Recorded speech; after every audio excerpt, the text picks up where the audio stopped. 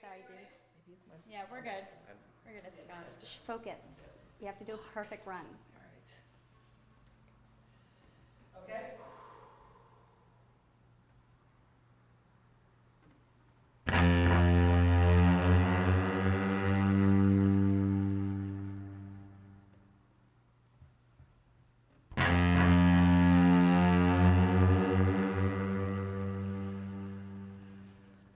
We all know that love is cruel. It fades before it's found. Yet most of us here on this earth still try to seek it out. Yes, everybody lusts for love. We want to catch and bind it. And some of us are cursed enough to now and again find it. But did you ever know that most unfortunate of souls who found his love and managed to keep that young love forever true?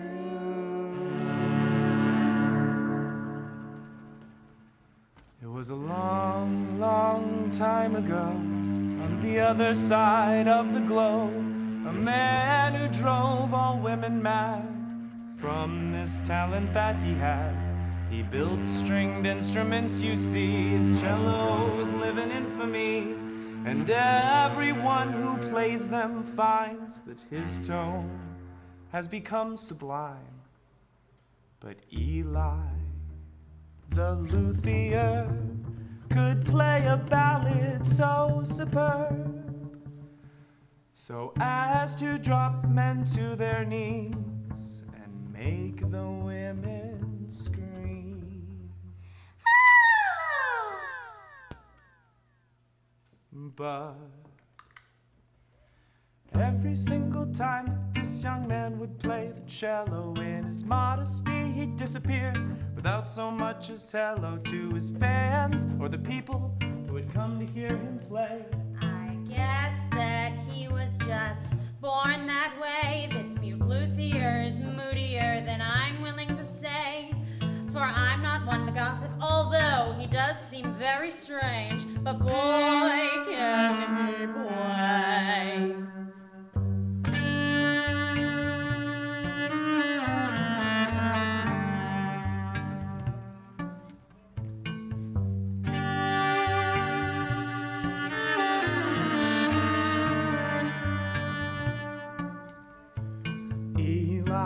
He was a different kind of lad, for when he was just a child he'd made a promise to his dad that he would grow up studying music every day. So that's what he'd been doing since his father passed away. He spent all of his time at his craft, at his work, and the people in the town thought that he had gone berserk. But the instruments he built were regarded far and wide as the most beautiful cellos that you've ever laid eyes on.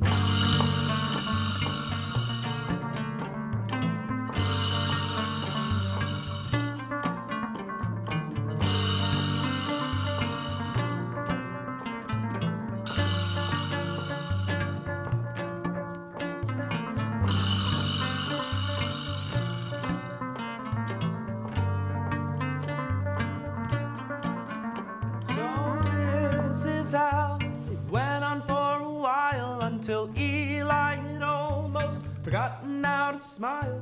A loneliness like that can surely get tiring, but every time the town was gathered, it was Eli they'd be hiring. So when Baron Trimsletown was to have a reception, his daughter's birthday party was no exception. For lowly as he was, he kept up appearances so Lily could be wooed by dukes and princes, 'cause of all the beauties that you've ever seen. Well, Lily was quite another thing, with a neck so slender and eyes so green, A voice like honey, skin like cream, with the most beautiful hair of gold and sheen.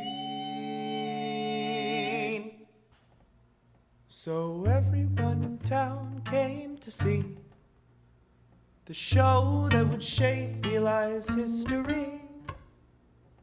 Though I think, admittedly, most had just come to see Lily. 'Cause everybody knew that after the show he would waste no time. Eli would silently go.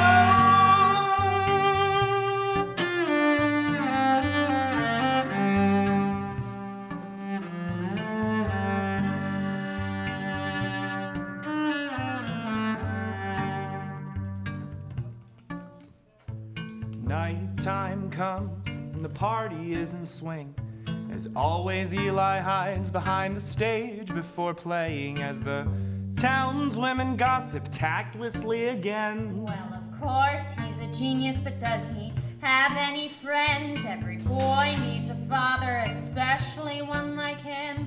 For what is he doing in his hut there all alone? It chills me to my bones. With toast been made, the crowd begins to form, and the people grow restless for the cellist to perform. So he comes out and he plays with style and finesse. And I could go on describing, but I'd never do it justice. So suffice it to say that when Eli was finished, he became so overwhelmed by the cheering from the audience, he felt compelled to stay for a long, deep bow, which put him eye level with Lily of the family Trimsel town. But as the crowd swarmed the stage to congratulate and fawn, Eli began to sweat and panic, and in an instant he was gone.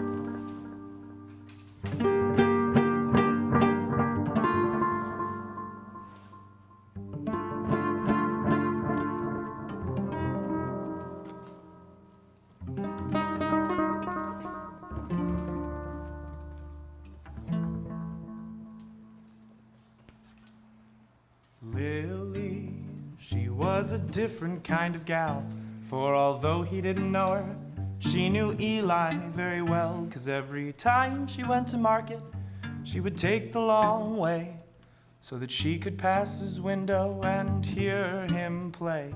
And tonight she'd planned to meet him, so although she felt quite silly, on this night at Eli's home we find the lovely young Lily.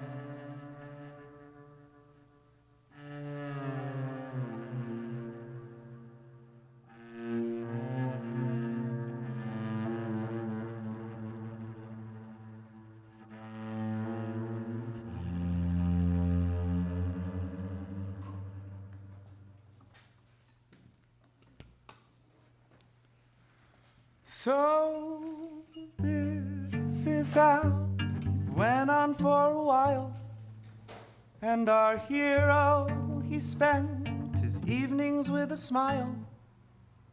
For every night when Lily had finished all her shopping, Eli's humble door is the one that she'd be knocking on. Although the Baron would never approve of this philandering, for a fortnight he would find that every evening she was missing. See, Eli was poor and not a candidate for Lily's soft and beautiful hand in marriage, 'cause of all the villains that you've ever seen. Well, the Baron was quite another thing, but with a dowry so ample, how can't you be?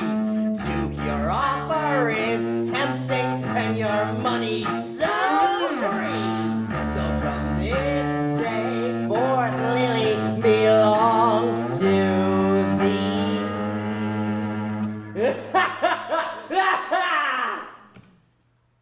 And that's why our story ends in tragedy.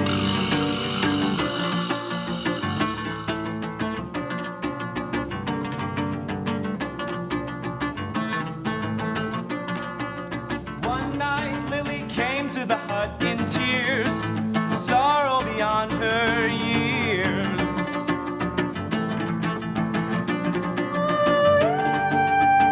My Luthier, my father has promised me to wed.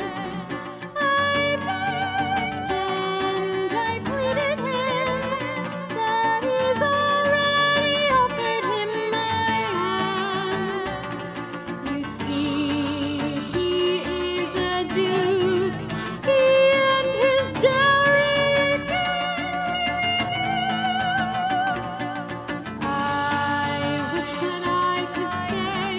Oh, Eli, how do you feel? What do you say?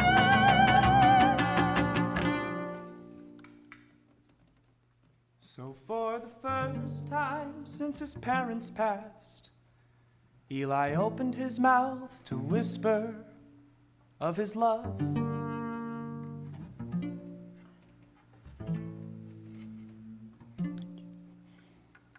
But this is a true story, friends, and does not have a fairy tale end.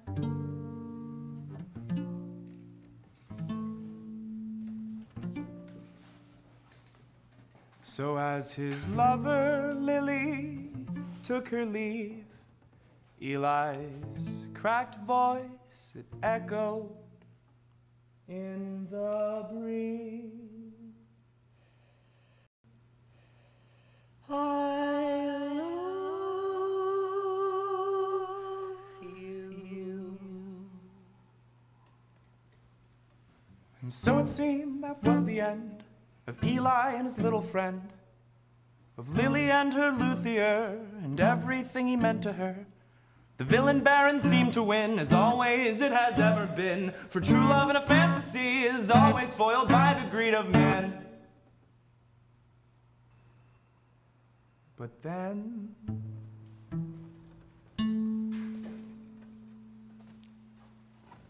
when the morning broke, Lily was nowhere to be found. She had not come home from Eli's, it appeared she had left town. So with a haste that can come only when money is at risk, the Baron rode from town to town and declared in each one this: I need your best and brightest men here for a rescue mission now. You see, my daughter has gone missing. Beloved Lily Trimsletown. Oh, you say you do not know the name, sir. Would you like me to describe? Well, you have seen her neck so slender and her skin so creamy white. You have seen her eyes of green, her voice that echoes through the night. But her hair of golden sheen is the most beautiful by far. Oh, my darling daughter Lily, we will track you down wherever you are. Well, what are you waiting for? Let's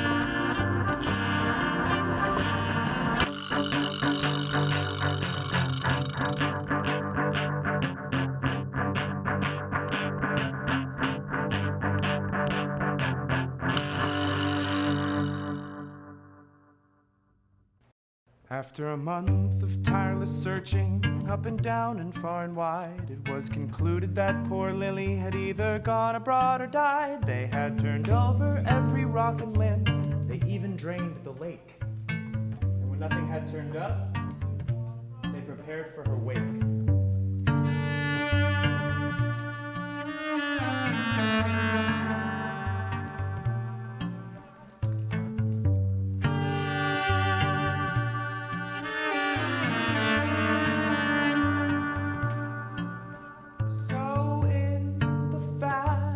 Of the town, Eli played as an empty box was lowered to the ground. For as I mentioned before, although it could get tiring every time the town was gathered, it was Eli they'd be hiring. But when the luthier was called to play at the funeral, it was noted that his cello was particularly beautiful. Particularly beautiful, why we were moved to tears.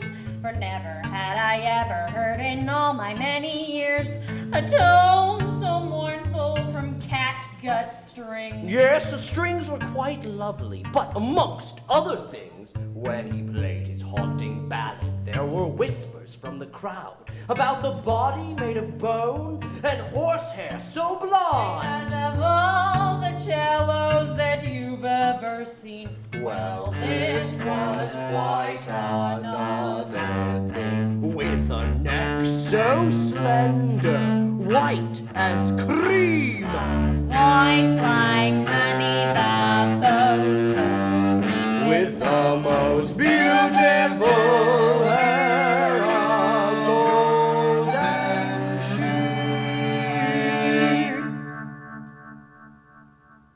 But every single time that this young man would play the cello, in his modesty he'd disappear without so much as hello to his fans or the people who had come to hear him play.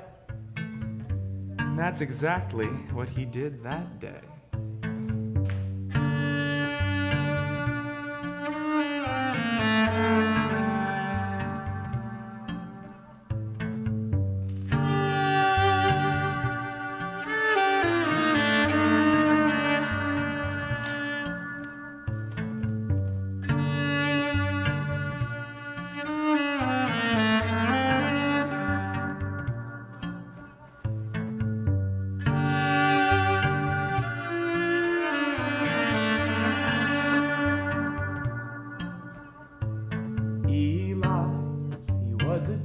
Kind of lad.